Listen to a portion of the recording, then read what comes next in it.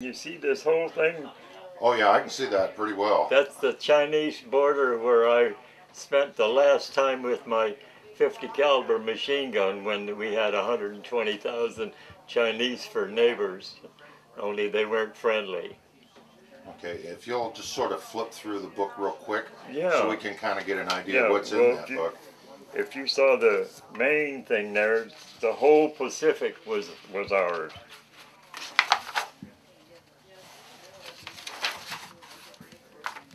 And we had a little problem with those days of doing that. The 4th Division, World War II, then I was put in the 2nd Division, and they were going to Tarawa, and when they got ready to pull out, my hair was a 1/4 inch long and I was blonde, and they realized they weren't going to take a raw recruit, so they took off without me. They went to Tarawa. So then I was put in the 3rd Division in M Company 9th Marines in the machine guns, and I learned how to fire machine guns. And then when they opened up Camp Lejeune, they called it,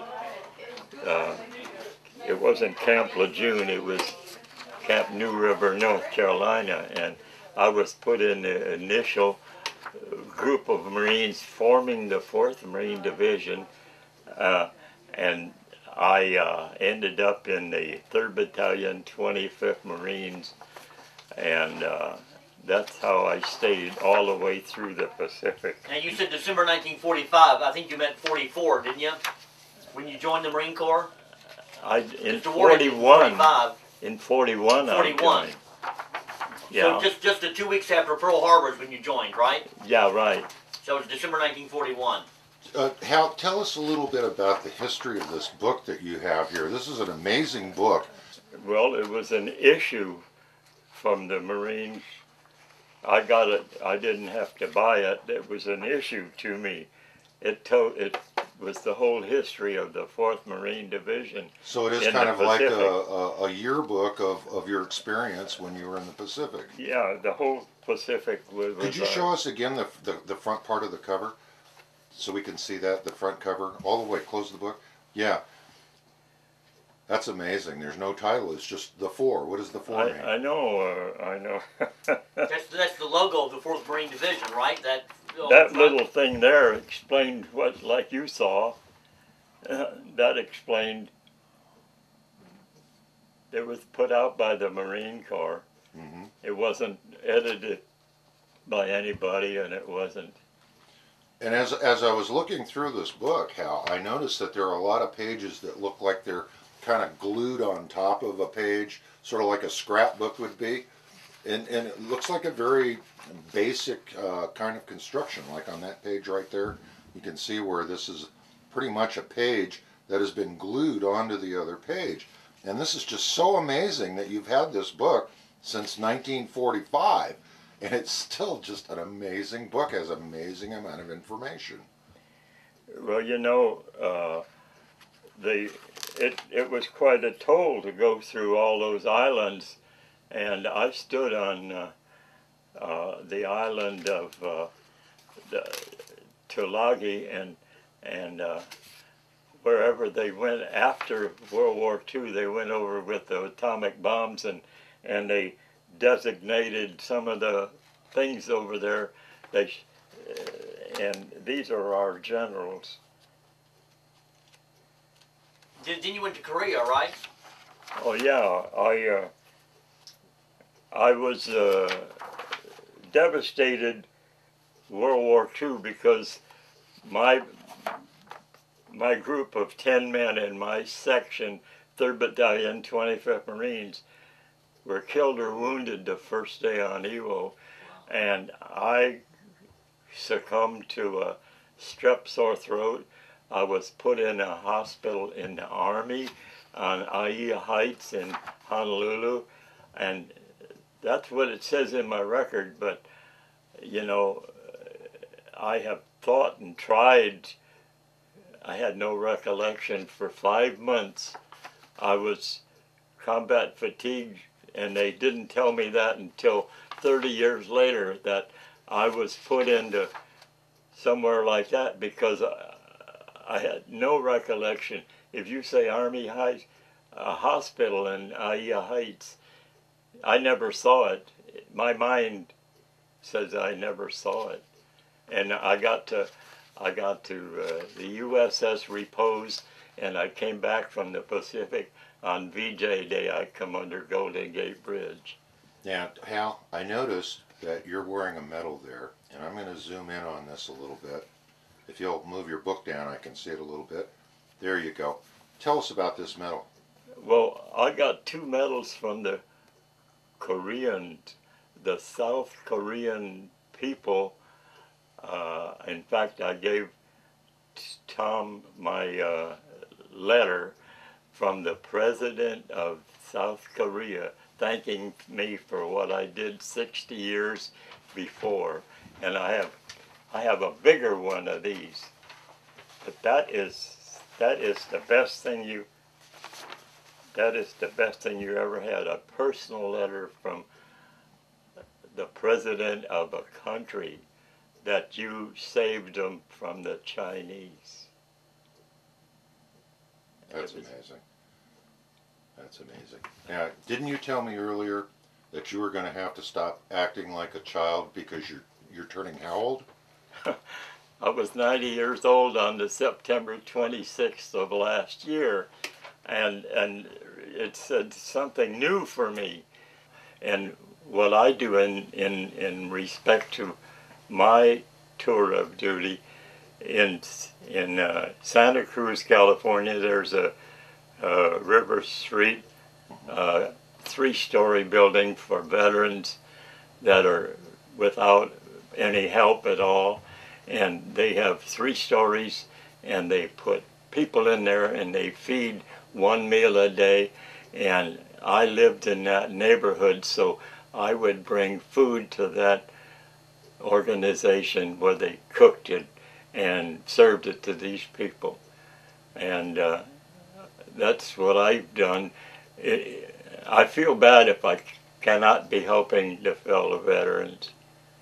I mean, I'm down here now. I used to come down just for the winter because I was given 100% disability with pneumonia and 2 different times, and with my legs for the frostbite from the 40 below zero.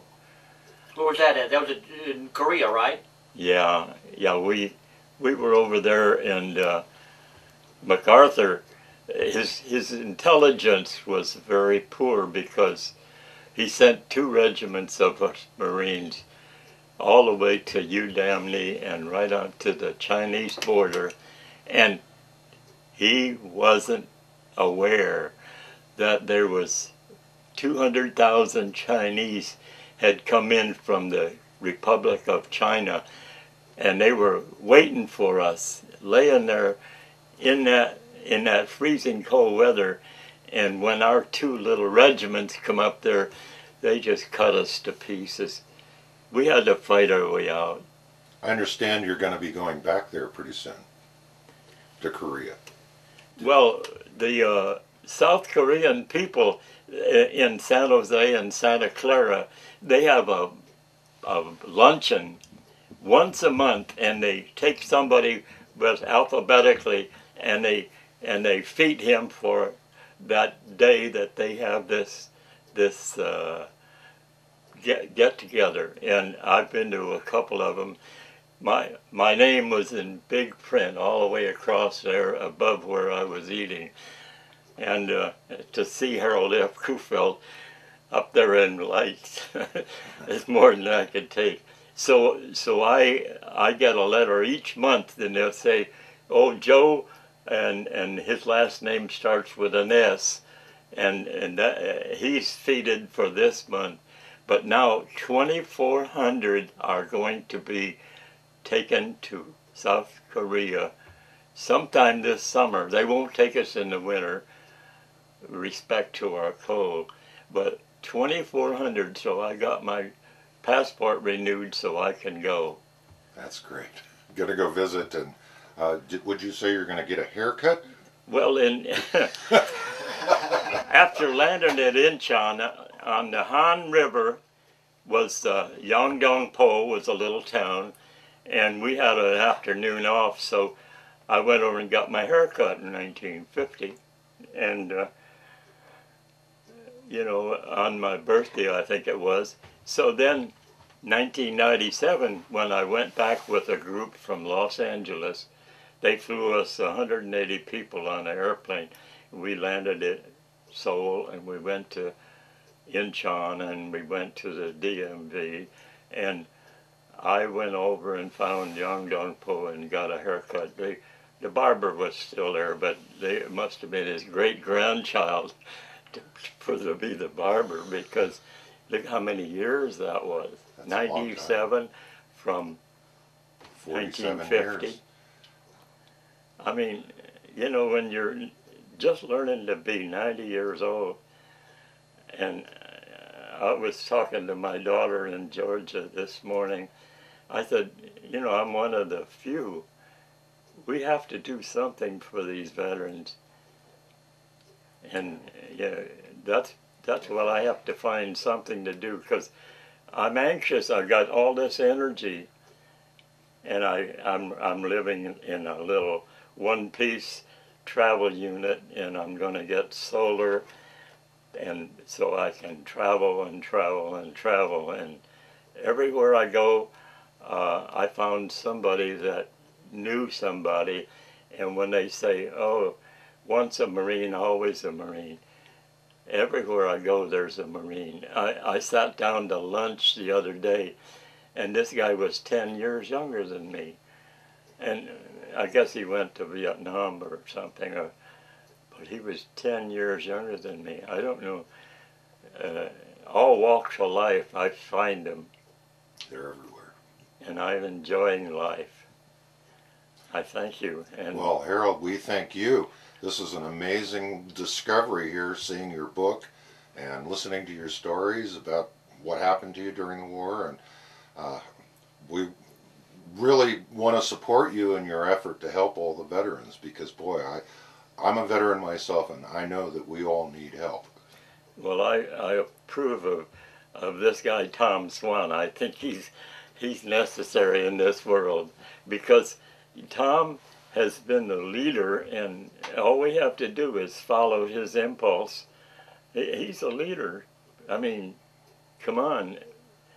Without Tom, where would we be around here? I've been to the American Legion, nothing.